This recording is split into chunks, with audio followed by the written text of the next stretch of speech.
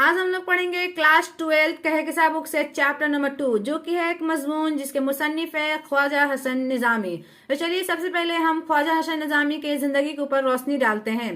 ख्वाजा हसन निजामी हजरत सैयद बदरुद्दीन अशहाक के औलाद में है। हजरत इशाक हजरत बाबा फरीदुद्दीन मशऊदगंज शिकार के मुमताज खलीफा दामाद और खादिम खास थे। हजरत निजामुद्दीन औलिया के रूहानी तरतीब में इनका अहम हिस्सा था। ख्वाजा हसन निजामी जो थे वो बाबा फरीदुद्दीन मशऊदगंज के दामाद भी थे और खादिम खास भी थे, और हजरत निजामुद्दीन औलिया में इनका खास अहम हिस्सा था, जो कि दिल्ली में एक दरगाह शरीफ है, उसी में इनका खास अहम हिस्सा था। हजरत ख्वाजा हसन निजामी की पैदाइश दिसंबर 1878 में अंदरूनी कोट बस्ती हजरत निजामुद्दीन औलिया में हुई, जो उनका आबाई मकाम था। ख्वाजा हसन निजामी की पैदाइश 1878 में हुई, अंदरूनी कोट बस्ती है निजामुद्दीन औलिया में, वहीं इनकी पैदाइश हुई। वालिदैन ने इनका नाम कासिम अली रखा, लेकिन इनके मामू इन्हें अली हसन कहकर पुकारते थे। इनकी अम्मी जो थी इन्हें कासिम कहती थी और इनके मामू जो थे इन्हें अली हसन कहते थे। अल्लामा इकबाल ने इन्हें ख्वाजा हसन निजामी लिखना शुरू किया और ये इसी नाम से मशहूर हुए। अल्लामा इकबाल जो इतने बड़े शायर हैं, उन्होंने इन्हें ख्वाजा हसन निजामी से मशहूर किया, यानी ये ख्वाजा हसन निजामी से मशहूर हो गए।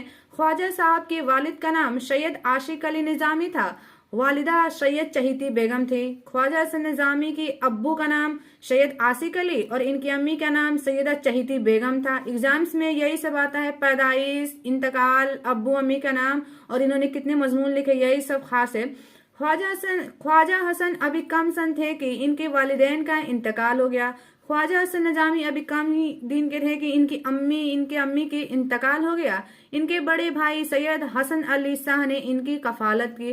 कफालत कहते हैं देख रेख करना, परवरिश करना। ख्वाजा हसन निजामी ने मुख्तलिफ उस्ताजा से कुरान हदीस की तालीम हासिल की।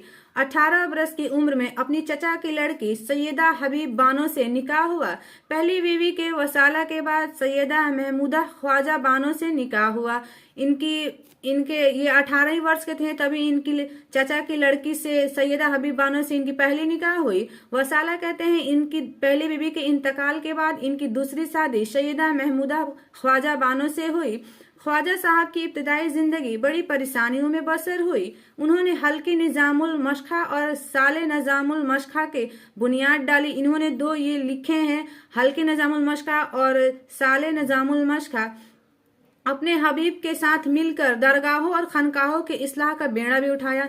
दरगाह और खनकाहों का इन्होंने अपने ऊपर जिम्मा ले लिया, यानी उसका बेड़ा उठाया। इस सिलसिले में उन्होंने बहुत तकलीफें उठाई और मुख्तलिफ बर्दाश्त की। उन्होंने मुख्तलिफ हिंदू तीर्थ स्थानों की भी यात्रा की। और ख्वाजा हसन निजामी ने 200 से ज्यादा किताबें लिखी और हर जगह जबान निहायत ही सादा इस्तेमाल की।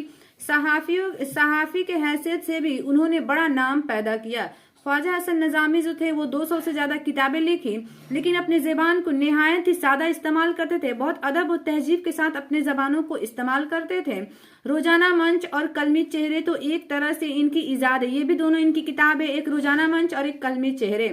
1857 से मुताल्लिक इनकी किताबें पढ़े तो दिल तड़प उठता है। 1857 में क्रांति भी हुई थी अंग्रेजों के खिलाफ। उस समय की किताबें इनकी तो इंसान पढ़े तो उसका दिल तड़प उठे, वो रोने लगे।